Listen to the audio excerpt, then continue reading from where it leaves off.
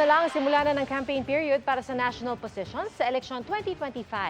At muling nagpaalala ng COMELEC sa mga regulasyong dapat sundin. Paiigtingin din daw ang pagsugpo sa pagbili at pagbenta ng mga boto. Nakatutok si Von Aquino. Simula na ng campaign period para sa national position sa Martes, February 11. Tatagal yan hanggang Sabado, May 10. Sa panahong ito, opisyal ng kandidato ang mga aspirant at pwede ng mangampanya. Sasabay riyan ang paghihigpit ng COMELEC sa kanilang mga regulasyon sa paglalagay ng campaign materials. Meron kami mga operation backlash. Yung mga local COMELEC natin ay magkoconduct lagi ng mga pagtatanggal ng mga campaign materials upang masigurado na susunod sila doon sa size limitation, doon lang sila pwede maglagay sa mga public places na inaalaw natin, pero yung private properties hindi namin pwedeng galawin. Paigtingin din ng COMELEC ang pagsugpo sa vote buying at selling. Pwedeng magsumbong sa Committee on Kontrabigay o magpasa ng litrato o video ng vote buying and selling. Sabi ng COMELEC, pwede na nilang ipagpalagay na sangkot sa vote buying ang kandidato kapag siya mismo ang mga tauhan niya nakitaan ng mga kahina-hinalang kilos na maaaring may kinalaman sa pagbili at pagbibenta ng boto.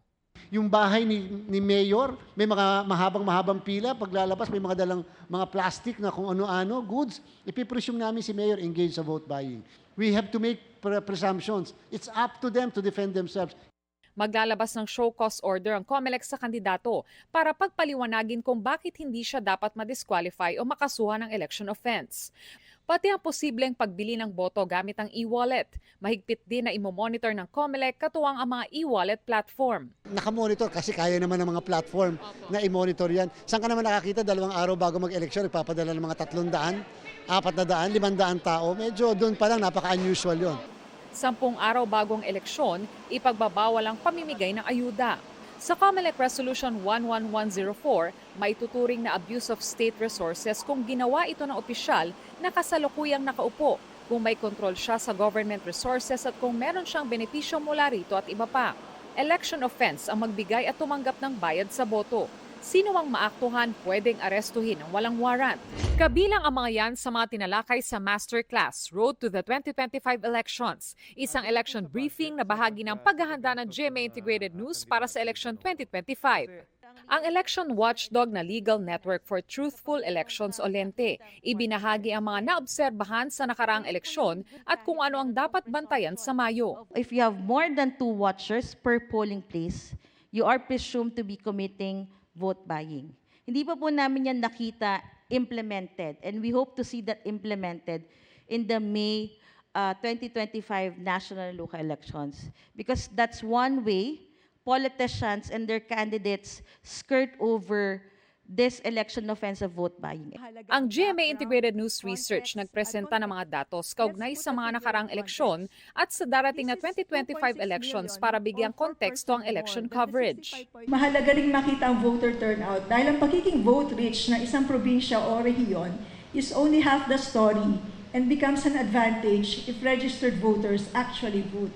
Much is at stake this May, and we will do our best with the help of our partners and friends to live up to our commitment to an honest and truthful election coverage with stories we write, with the content we produce for all Filipinos, for the Philippines. Dapat totoo. Para sa GMA Integrated News, Von Aquino, nakatutok 24 oras.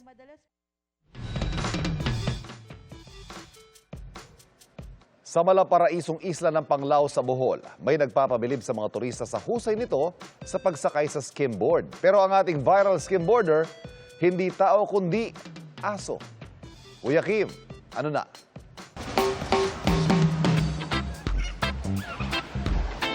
Ang mga turista sa Alona Beach sa Panglao, Bohol, hindi lang namangha sa breathtaking view ng isla. Pati na sa magpapakitang gilas ng asong ito na ang alam na trick, ang pagsakay sa kanyang skimboard. Pumunta kami sa Alona Beach sa Panglao. Tapos yun, nakita namin yung may-ari at yung aso na nag-skimboard. May mga turista ding naaliw kaya maraming ding nanonood. Ang skimboarder doggo ng Bohol, ang half Labrador, half Aspin na si Brad. 8 buwan pa lang daw si Brad nang turuan itong mag-skimboard. Mula noon, naging bonding na ng dalawa ang mag-skimboard sa beach. Pero alam niyo ba kung ano pinagkaiba ng skimboard? Sa pamilyar na sa ating surfboard. Kuya Ken, ano na? Ang skimboarding at surfboarding ay parehong water sport na gumagamit ng board. Pero di tulad ng surfboarding na karaniwang ginagawa sa malalim na bahagi ng dagat na may malalaking alon. Ang skimboarding o skimming ginagawa sa mababaw na tubig na malapit sa dalampasigan. Mas maliit din ang board na ginagamit ng mga skimboarders. Ang skimboarding unang ginawa noong 1920s sa Laguna Beach, California. Ideya ng lifeguard na si George Griffiths at kaibigan nitong si Jimmy. Mula noon, marami nang nahook sa naturang water sport. Maging ang asong si Brad. Laging tandaan, importante ang may alam. Ito po si Kuya Kim at sagot ko kayo, 24 oras.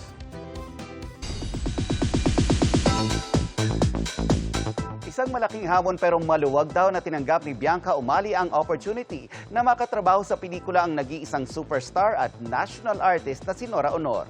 Narito ang aking chika.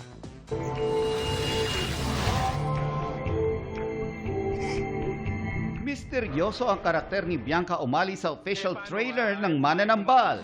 Na-challenge daw siya dahil sa mga eksena na kinunan sa bundok at talon. Pero sulit daw dahil kasama niya sa pelikula ang national artist for film na si superstar Nora Honor. Kaya itinuturing niya itong isang acting masterclass. And then po dumating siya nung araw na yun. At pagdating po niya, para pong slow-mo po sa paningin ko. Pagpasok po niya, si Miss Nora Honor is such a lovable, and Miss Nora is very tiny and huggable. Being there with her and seeing her acting as if she's as young as she used to be, it was magical. Kasama din ni Bianca sa pelikula ang kapwa sangre star na si Kelvin Miranda, pati ang iba pang sparkle stars na sina Jeric Gonzalez at Edgar Allan Guzman. Isang karangalan at napakaswerte na sa industriya natin marami nag-aangat na makatrabaho yung nag-iisang superstar. So isa ako doon, kaya proud ako doon. Halos nagiging magkasama kami sa mga ginagawa namin. So masaya rin yun sa akin dahil mas nagkakaroon kami ng time para mas makabisado namin isa't isa pagdating sa pagtatrabaho. Bukod sa pelikula, excited na rin si EA sa nalalapit niyang wedding. Matagal na raw nilang hinihintay ni unang Hirit host at lolong bayani ng Bayan star Shaira Diaz ang kanilang pag-iisang dibdib. Mas exciting Kumbaga ako, especially sa akin, sa side ko, mas gusto ko na Gusto ko nang ikasal Kasi nga, syempre, diba, ilang years na rin ako nag-aantay for Shaira. And syempre, gusto namin planado lahat. Gusto namin. Kung isang ahas lang, nakakatakot na, paano pa kung mahigit 100? Ganyang karami ang natagpo ang red-bellied snake sa iisang bakuran sa Sydney, Australia. Mga mandagang ahas na yan na sa Australia lang makikita. Noong una, isang pares lang ng red-bellied black snake ang itinawag ng may-ari ng bahay sa team ng reptile catchers. Pero nadiskubring may mga anak pala ang mga ahas.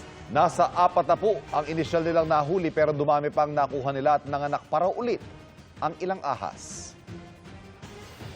Sa Simunul, Tawi-Tawi naman, isang malaking sawa ang bumulabog sa mga residente. Agad namang itong nahuli. Nakipag-ugnayan na rin ang mga residente sa Municipal Environment and Natural Resources Office o MENRO para ma-turn over ang ahas. Nauwi sa pagkasawi ng ilang rider ang kabi-kabilang disgrasya sa mga kalsada sa Olongapo City at sa Pangasinan. Nakatutok si John Consulta. Kuha sa CCTV ang truck na yan na kinain ng linya ng isang motorsiklo sa Olongapo City. Sa isang iglap, biglang natumba ang motorsiklo at nagulungan ng trailer truck ang rider. Nagdire-diretso lang ang truck habang bumulagta sa kalsada ang rider na binawian din ng buhay. Patuloy ang backtracking ng PNP para makilala ang driver o may-ari ng truck. Sa Santa Barbara, Pangasinan, nakahandusay sa kalsada ang 2 lalaking rider na nagkasalpukan. Isa sa kanila ang nasawi. Ihahatid daw sana ng biktima ang gatas ng kanyang 2 taong gulang na anak nang madisgrasya. Nang dahil sa iyo nawala ng amo yung anak ko. Parati hinahanap ng anak ko yung papa niya. Nakalaya ang nakabanggang rider matapos magkaareglo ang 2 panig. Isang rider din ang nasawi sa salpukan ng 2 motorsiklo sa National Highway sa Mangaldan, Pangasinan. Sa investigasyon ng PNP, napunta sa kabilang lane ang rider at bumangga sa isa pang motorsiklo. Lumalabas na nakainom daw ang biktima at wala ring suot na helmet. Para sa GMA Integrated News, John Consulta, nakatutok 24 oras. Mga kapuso, shear line ang nakakaapekto sa Southern Luzon habang amihan ng Northeast Monsoon naman sa natitirang bahagi ng Luzon ayon sa Pag-asa. Magdudulot ang shear line ng maulap na panahon na may kalat-kalat na pagulan at isolated thunderstorm sa Bicol Region, Calabarzon, Mimaropa, Aurora at sa Eastern Visayas. Mag-ingat sa posibleng banta ng flash floods o pagguho ng lupa. Malamig na amihan ang magdadala ng maulap na panahon at pag-ulan sa Metro Manila, Cagayan Valley, Cordillera Administrative Region at natitirang bahagi ng Central Luzon. Bahagyang maulap na may isolated light rains naman sa natitirang bahagi ng Luzon. Easterlies o mainit na hangin galing Pasipiko ang nakakapekto sa Caraga, Davao Region at natitirang bahagi ng bansa. Sa rainfall forecast ng Metro Weather, asahan bukas ang moderate to intense rain sa malaking bahagi ng Quezon at Bicol Region. Asahan naman ang moderate to heavy rain sa halos buong Visayas at Mindanao, lalo na pagdating ng hapon. Sa Metro Manila, posible ang mahinang pagulan sa umaga.